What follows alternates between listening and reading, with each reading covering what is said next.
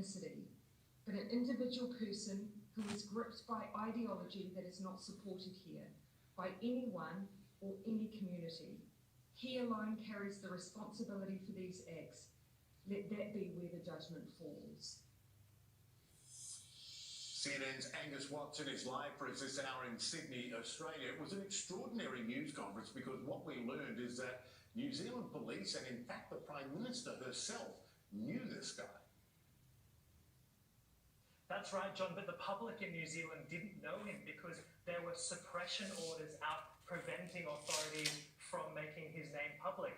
The authorities there, Jacinda Ardern, the Prime Minister, saying that they pulled all the legal levers that they could to try to keep him out of the community, but there was nothing left for them to do except keep a close watch on him. Now, he was watched so closely that police actually saw him go into the supermarket and were able to follow him in there and then shoot him dead within 60 seconds of his violent rampage. This man had gone into the supermarket in this residential area of Auckland, New Zealand's largest city. He somehow obtained a knife from within that supermarket, presumably it was on sale, and then he went about his attack, attacking 6 people, at least injuring them. 3 people are in a critical condition. 1 person is in a serious condition. They're across 3 hospitals now in Auckland, Michael. And there are a couple of other things that were interesting. The Prime Minister went out of her way also to reassure New Zealanders that there are very few who fall into the category of this man.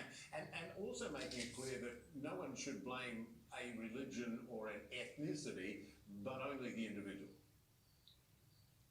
That's right, Michael. Well, Jacinda Ardern, as you know, was praised around the world in 2019 for her response to the terrible terror attack in Christchurch, where a shooter killed 51 people across 2 mosques. And she's going to have to delve into that strength again to calm the country as this terror attack happens in Auckland there, the largest city in New Zealand. Thankfully, of course, police were able to respond to this person, to neutralize the threat in under 60 seconds, to shoot him dead, I should say. But of course, there'll be questions now as to why the authorities couldn't do more in the beginning to prevent this attack from happening, because, as you say, Michael, they were aware of him to the point where Jacinda Ardern herself was aware of him. Of course, that goes to the fact that, as she says in New Zealand, there seems to not be very many people on these terror watches if Jacinda Ardern just saying there now, John.